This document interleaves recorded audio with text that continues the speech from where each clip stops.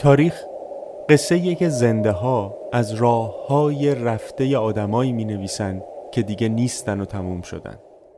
توی بیشتر این قصه ها آدمای تاریخی یا میشن دیو سیاه یا میشن پری سفید. عین قصه مادر بزرگا، همونقدر غیر واقعی.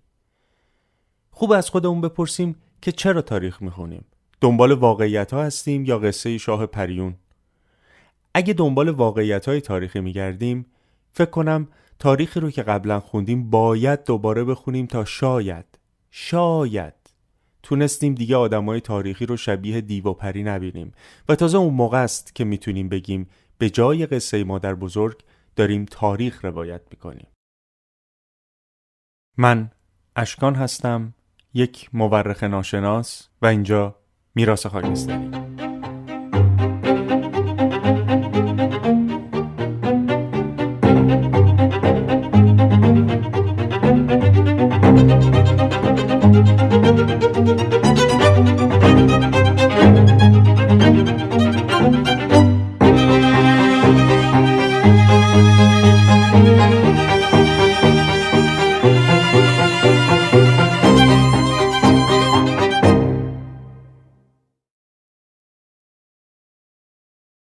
تو قسمت گذشته ما 2 مستند رو با هم دیدیم و قرار شد که اونا رو تحلیل کنیم.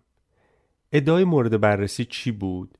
این بود که نازی‌ها در جنگ دوم جهانی می‌خواستن که از یک سلاح مرگبار و سری تو جبهه روسیه استفاده کنن که به دلایل نامعلوم این اتفاق نیفتاد. اگه می‌خواین این 2 مستند رو ببینین، بزنین روی لینکی که این بالا ظاهر میشه یا برین توی توضیحات و روی لینک بزنین و این 2 مستند رو دوباره تماشا کنین. مخصوصا دوستایی که این 2 مستند رو ندیدن بهتره ببینن، چون از تحلیل من به تنهایی چیز زیادی دستگیرشون نمیشه. اما بریم سراغ تحلیل مستند.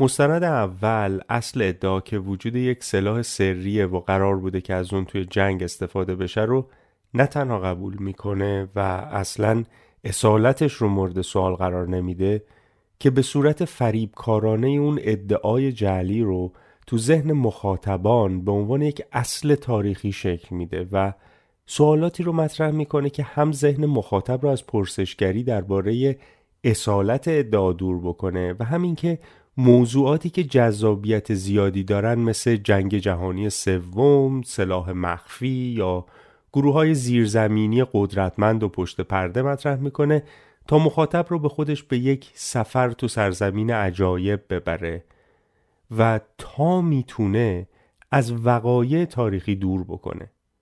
با وجود این فریبکاری آشکار، جذابیت‌های بصری و داستانی و رمزآلودگی روایت اول رو برای خیلی از مخاطبان قانع کننده تر از تک جمله یه مورخ ناشناس میکنه که از قضا نه تنها هیچ هیجانی نداره که خیلی هم لوسه.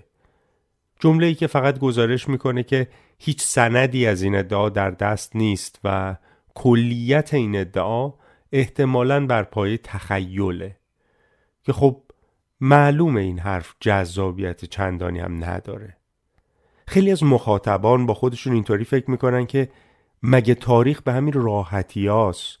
مگه میشه که 1000 تا پشت پرده وجود نداشته باشه؟ آقا مگه کشکه؟ حتما یه چیزی هست دیگه. شما هنوز آقا جان خیلی بچه ای.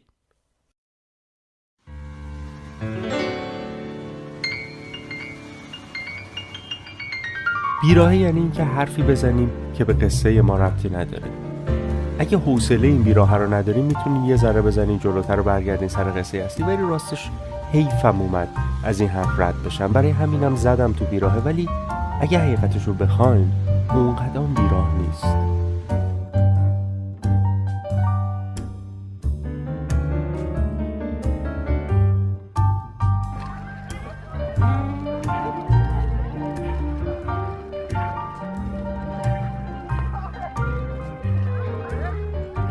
همه ما تو بچگی نوعی از تفکر رو تجربه کردیم که روانشناسا بهش میگن تفکر جادویی. توی تفکر جادویی خاصیت علی و معلولی وجود نداره و فرد همه جهان بیرون رو به عنوان یک ابژه درونی میبینه و این توان رو تو خودش میبینه که اون ابژه رو کنترل بکنه. یعنی همه جهان رو. این یعنی هر چیزی که تخیل میکنه میتونه در ذهنش به واقعیت تبدیل بشه. بچه‌ها میتونن آدمی رو ببینن که کلش یک ساعت گنده است و داره خودش رو تو آینه نگاه میکنه. جوراب پرنده ببینن یا چیپسی بخورن که مزه شکلات بده. عروسکشون تب بکنه و شبا خوابش نبره. یا حتی یه آدم برفی که جلوی تنور از بس نون پخته آتیش گرفته.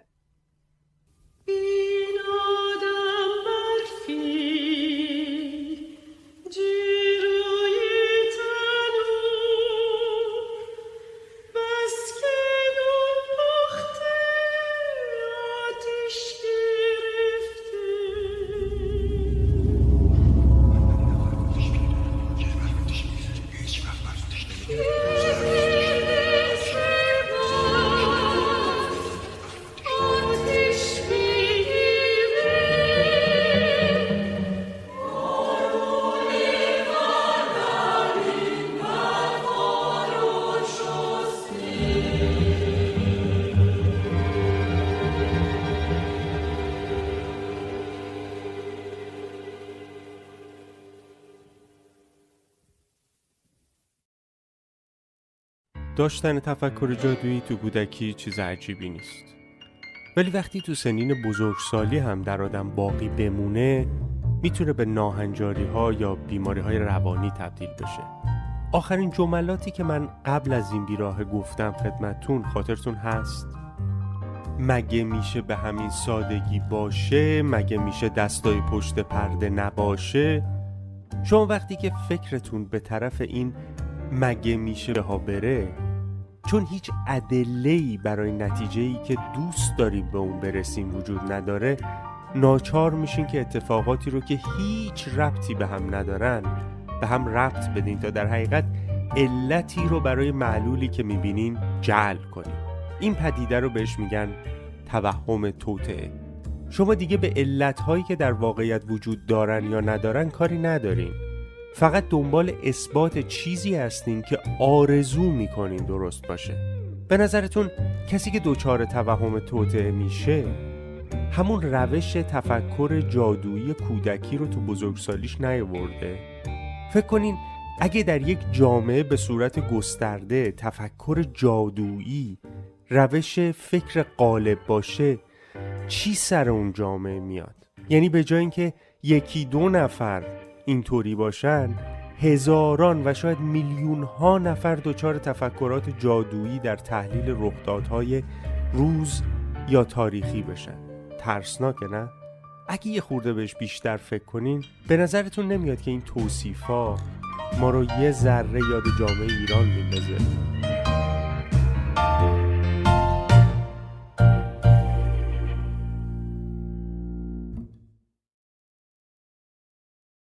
برگردیم سر قصه خودمون. تو قسمت قبل من به خطاهایی اشاره کردم که در ثبت و بازخوانی روایت‌های تاریخی پیش میاد، چه از طرف راوی و چه از طرف مخاطب. درسته که راوی تاریخ حتی اگه تمام وجوه یک رخداد رو هم درک کرده باشه بازم میتونه در انتقال روایت تاریخی دچار خطا بشه، اما توی مستند اول دیدیم که چطوری یه راوی میتونه آگاهانه هم دروغ بگه یا با دستکاری کردن وقایع، زمان وقوع رخدادها، لحن روایت یا کارای از این دست واقعیت رو یا مخدوش بکنه یا اصلاً از اساس اون رو بسازه یا روایت یک واقعه تاریخی رو تغییر بده. به نظر من این اتفاق خیلی ترسناکیه، مخصوصاً این که شما با چنین کارهایی میتونین نظر عمومی رو نسبت به خودتون یا عملکردتون در قامت یک سیاستمدار یا مسئول دولتی تغییر بدین یا جامعه رو آماده پذیرش هر چیزی بکنین. من اینجا میخوام به یک نمونه تاریخی خیلی مشهور اشاره کنم. میخوام به این آقا اشاره کنم، یعنی جوزف گوبلز، وزیر اطلاع رسانی رایش سوم. گوبلز تو 25 سپتامبر 1935 سخنرانی مهمی داره که تو اونجا به نکاتی اشاره میکنه که اساس تاریخی ندارن و در حقیقت داره تاریخ رو جعل میکنه.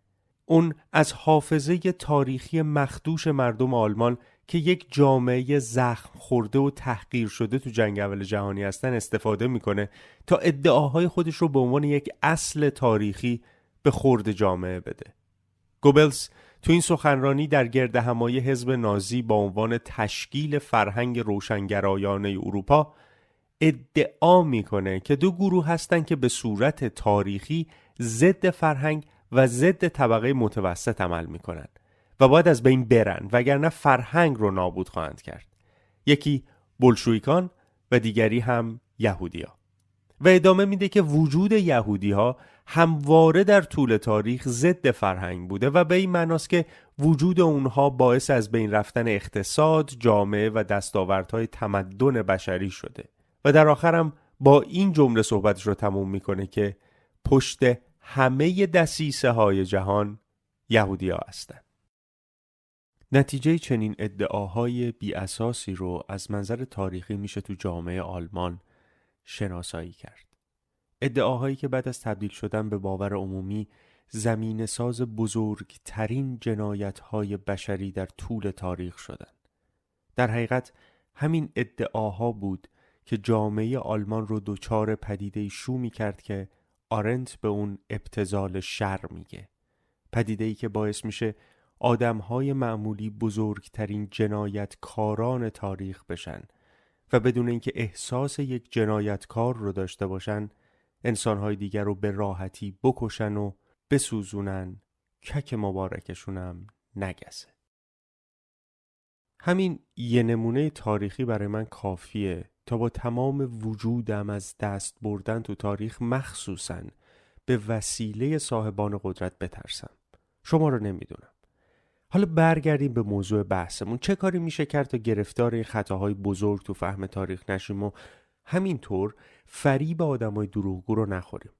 در نتیجه اول باید ببینیم که این مشکلات چطور به وجود میان تا بعدش بتونیم راه حلی براش پیدا کنیم. اگه توی این مشکلاتی که من به اونا اشاره کردم دقیق بشیم میبینیم که تمام اون مشکلات عاملش توصیفی بودن و تفسیر یه توصیف یا همون نگاه کمیه. حالا چرا؟ برای اینکه هم فهم یک توصیف از یه آدم به آدم دیگه میتونه فرق بکنه و همین که یه توصیف در طول زمان میتونه معناش عوض بشه. حالا راه حلش چیه؟ راه حلش اینه که ما بتونیم به کمک ابزار مشخصی یک رخداد یا دوره تاریخی رو طوری روایت کنیم که برای همه آدما و برای همه زمانها یک مفهوم مشخص و ثابت داشته باشه. یعنی 2 به اضافه 2 همیشه برابر 4. فهم این مسئله از یه آدم به یه آدم دیگه فرقی نمیکنه. امروزم با 1000 سال پیش با 1000 سال بعد بازم فرقی نمیکنه. پس به جای اینکه فقط ما یک رخداد رو توصیف بکنیم یا یک دوره رو توصیف بکنیم، اونو با یه مدل عددی بیان میکنیم. یعنی به جای نگاه کیفی یک نگاه کمی به تاریخ داشته باشیم. ولی چطوری میشه این مدل رو ساخت؟ یه راهش اینه که شما بتونین پارامترهای اصلی منجر به رخداد تاریخی رو پیدا کنین و یه وزن عددی برای هر کدوم از اون پارامترها قائل بشین. اون موقع است که به جای یک توصیف کیفی شما یه توصیف کمی از یه واقعه تاریخی دارین. راه دیگهش ایجاد یه مدل عددی برای راستی آزمایی یا فهم توصیفاییه که تو تاریخ اسنادی، تاریخ شفاهی یا سفرنامه ها وجود داره. راه حل اول رو بعداً آزمایش میکنیم و الان میخوام راه حل دوم آزمایش کنم و برای این کار برمیگردیم سراغ نتیجه گیری که از نوشته جهانگردای دوره صفویه داشت.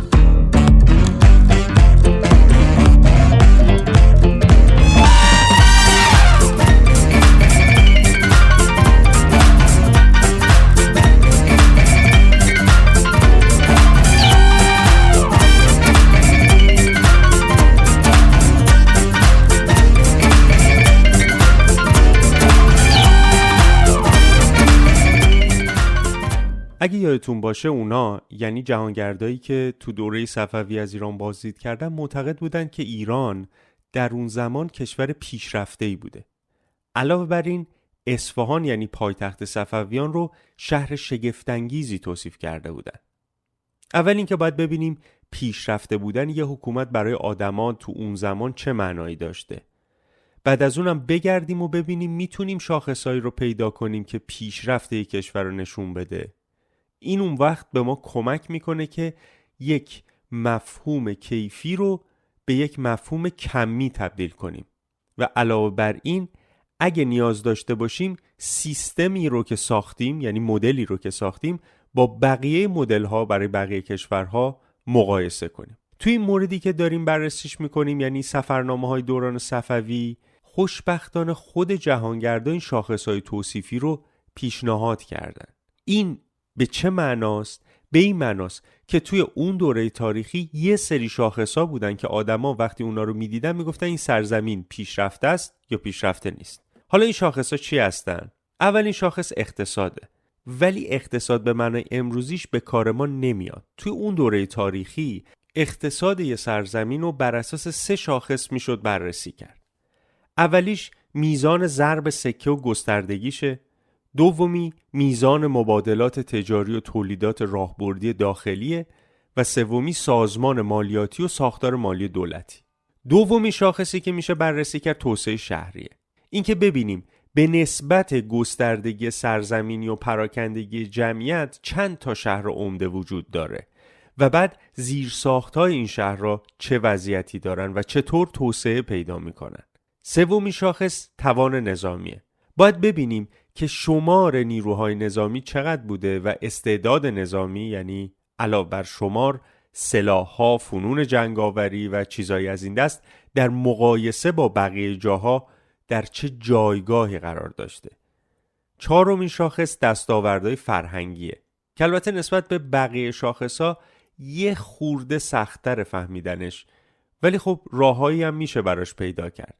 مثلا یکی از اون راه‌ها این هستش که برای هر جامعه یه هنر شاخص تعریف کنیم، یا بهتر بگم یه هنر شاخص پیدا کنیم و بعد ببینیم که اون هنر شاخص چطور پویایی داشته و چقدر گسترش پیدا کرده. علاوه بر این میشه از شاخص‌های دیگه‌ای مثل هنر معماری و ساختمان‌های ساخته شده یا تولید افکار جدید و میزان گسترششون هم استفاده کرد. پنجمین شاخصی که میتونیم اندازه‌گیری کنیم گستردگی روابط دیپلماتیک و تعداد معاهده‌هایی که یک کشور با کشورهای دیگه بسته که این در حقیقت اهمیت و جایگاه یک حکومت رو نشون میده. و آخرین شاخصی که داریم شاخص رشد جمعیت تو شهرها و روستاها و البته کل سرزمینه، به اضافه کیفیت زیست و بهداشت که خب تا حد زیادی قابل اندازه‌گیریه.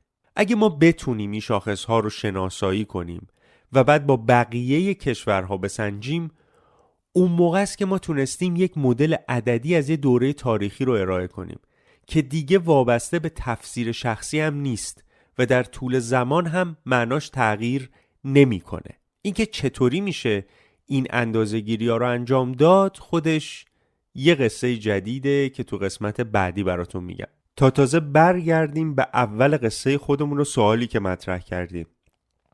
چرا شکوه ایران در دوره صفویه از دست رفت؟ من اشکان هستم، یک مورخ ناشناس، و شما میراث خاکستری رو به تماشا نشسته بودین. اگر از این برنامه لذت بردین ما رو دنبال کنین و اگر دوست داشتین نظراتتون رو برامون بنویسین که حتما میخونیم و سعی میکنیم که پاسخ بدیم. تا قسمت بعدی بدرود.